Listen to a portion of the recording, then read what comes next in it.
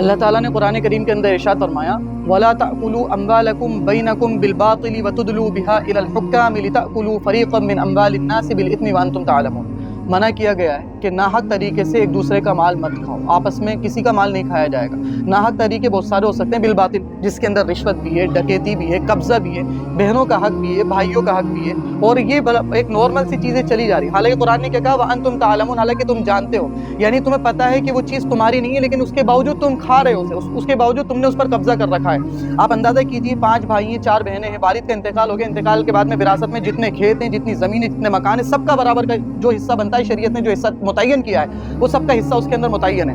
اب کس کا کتنا ہے، کس کا کتنا ہے، یہ تفصیلی گفتگو یہ جو ہے کسی اور موقع پر کی جائے گی۔ اب سوال یہ کھڑا ہوتا ہے کہ کچھ اس کے اندر ایک بڑا بھائی ہے، وہ شروع سے اپنے والدین کے ساتھ میں رہتا ہے، وہ پورے کے اوپر کنٹرول کر لیتا ہے، 2 بھائی پوری پراپرٹی پہ قبضہ کر لیتے ہیں اور کہتے ہیں کہ ہم نے خدمت کی تھی، وہ جو ہے نا میری ساس جو ہے بیمار رہا کرتی تھی، میں نے اس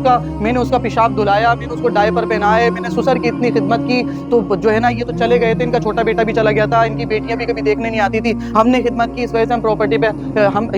پہ ہم رہ رہے ہیں۔ بھائی یہ خدمت جس نے بھی کی ہو، جتنی کی ہو، اس کا بدلہ اللہ کیا ملے گا اگر اخلاص کے ساتھ میں کی ہے تو؟ سمجھ رہے ہیں؟ خدمت آپ دن بھر خدمت کرتے رہیں یا کرتی رہیں، لیکن انتقال کے بعد میں جتنے بیٹے اور جتنی بیٹیاں ہیں وہ سب کے سب وارث ہیں، ان سب کا حق بنتا ہے اگرچہ انہوں نے ذرا سی خدمت نہ کی ہو اپنے ماں باپ کی، لیکن یہ چیزیں بنا رکھی ہیں، اپنی طرف سے چلا رکھی ہیں اور ڈکیتیاں کر رکھی ہیں، اس میں سب شریک ہیں، داڑھی والے، ٹوپی والے، بہنوں کا حق کھانے میں، کھیت کھانے میں، زمین کھانے میں۔ ان کے پیٹ اتنے مضبوط، ان کی آنتیں اتنے مضبوط ہیں کہ یہ گھروں کو ہضم کر گئے، کھیتوں کو ہضم کر گئے، پتھر لوہے لکڑ سب ہضم ہے، اور نمازوں کے پابند، اللہ انشاءاللہ سبحان اللہ الحمدللہ ان کی زبانوں پہ ہوتا ہے، لیکن وہی والی بات کہ ادخلوا فی السلم کافہ،